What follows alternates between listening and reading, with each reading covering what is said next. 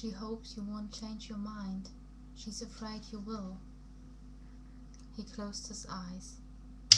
Mel? My heart thudded faster in my chest.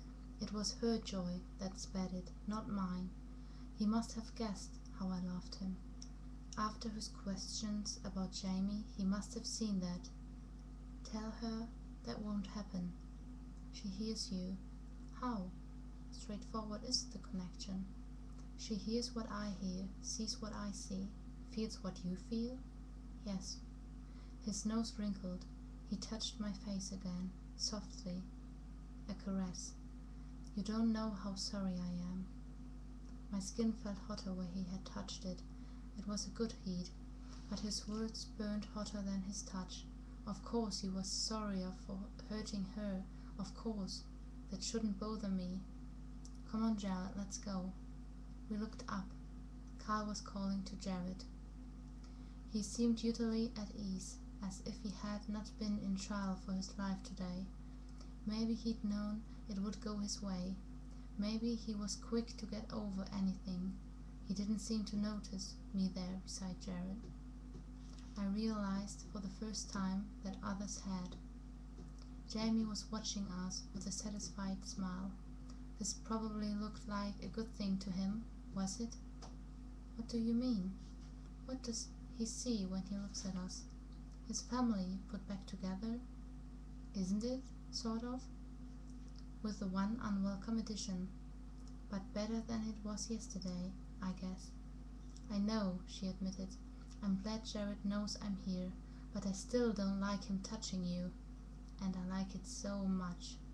My face tingled where Jared's fingers had brushed it. Sorry about that. I don't blame you. Or at least, I know I shouldn't. Thanks. Jamie wasn't the only one watching. Jeb was curious, that little smile gathering up the corners of his beard. Sharon and Maggie watched with fire in their eyes. Their expressions were so much the same that the youthful skin and bright hair did nothing to make Sharon look younger than her grizzled mother. Ion was worried. His eyes were tight, and he seemed on the verge of coming to protect me again, to make sure Jared wasn't upsetting me. I smiled to reassure him. He didn't smile back, but he took a deep breath. I don't think that's why he's worried, Mel said. Are you listening to her now? Jared was on his feet, but still watching my face. His question distracted me before I could ask her what she meant. Yes. What is she saying? We are noticing what the others think of your change of heart.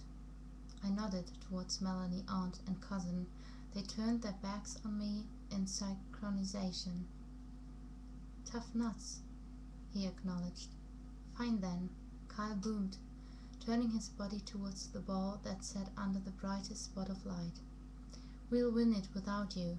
I'm coming. Jared threw one wistful glance at me, at us, and ran to get in the game. I wasn't the best scorekeeper. It was too dark to see the ball from where I sat. It was too dark even to see the play as well, when they weren't right under the lights. I began counting from Jamie's reactions, his shout of victory when his team scored, his groan when the other team did. The groans outnumbered the shouts. Everyone played. Maggie was the goalie for Andy's team, and Jeb was the goalie for Lily's.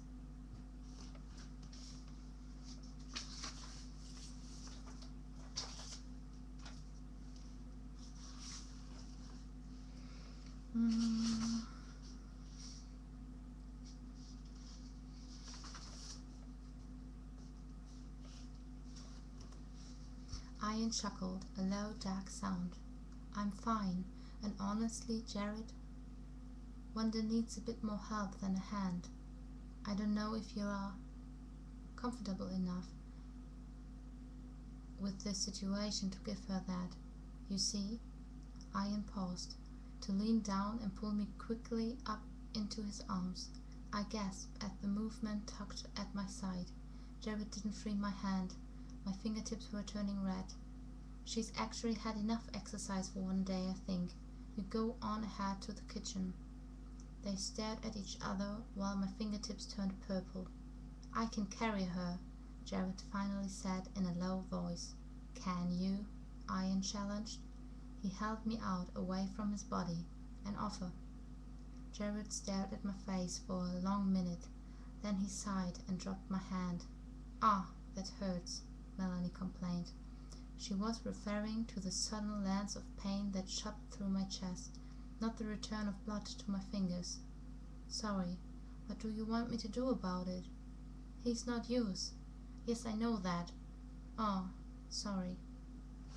I think I'll tag along, Jared said as Ian, with a tiny, triumphant smile hovering around the edges of his mouth, turned and headed towards the exit. There is something I want to discuss with you. Suit yourself. Jared didn't discuss anything at all as we walked through the dark tunnel. He was so quiet, I wasn't sure he was still there. But when we broke out into the light of the cornfield again, he was right beside us. He didn't speak until we were through the big plaza, until there was no one around but the three of us. What's your take on Carl? He asked Ian. Ian snorted. He prides himself on being a man of his world. Usually I would trust a promise from him.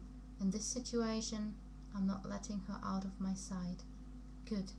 It will be fine, Ian, I said. I'm not afraid. You don't have to be. I promise. No one is ever going to do something like this to you again. You will be safe here. It was hard to look away from his eyes when they blazed like that. Hard to doubt anything he said. Yes, Jared agreed. You will. He was walking just behind Ian's shoulder. I couldn't see his expression. Thanks, I whispered. No one spoke again until Ian paused at the red and grey doors that leaned over the entrance to his cave. Would you mind getting that? Ian said to Jared, nodding towards the doors. Jared didn't move. Ian turned around so we could both see him. His face was careful again. Your room? This is your better place? Jared's voice was full of skepticism.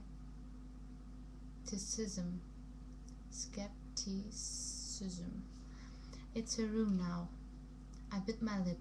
I wanted to tell Ian that of course this wasn't my room, but I didn't get a chance before Jared began questioning him. Where's Carl staying? With Wes, for now. And you? I'm not exactly sure. They stared at each other with appraising eyes. Ian, this is... I started to say. Oh, he interrupted, as if just remembering me, as if my weight was so insignificant that he'd forgotten I was here. You are exhausted, aren't you? Jared, could you get the door, please?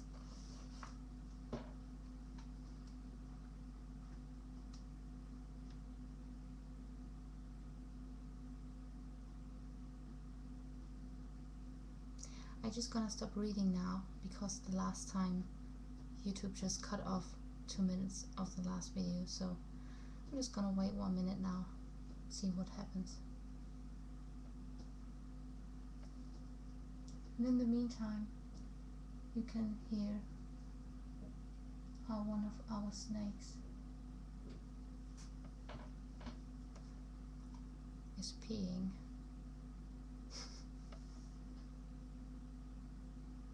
Well, I think it's done. 30 seconds left to go.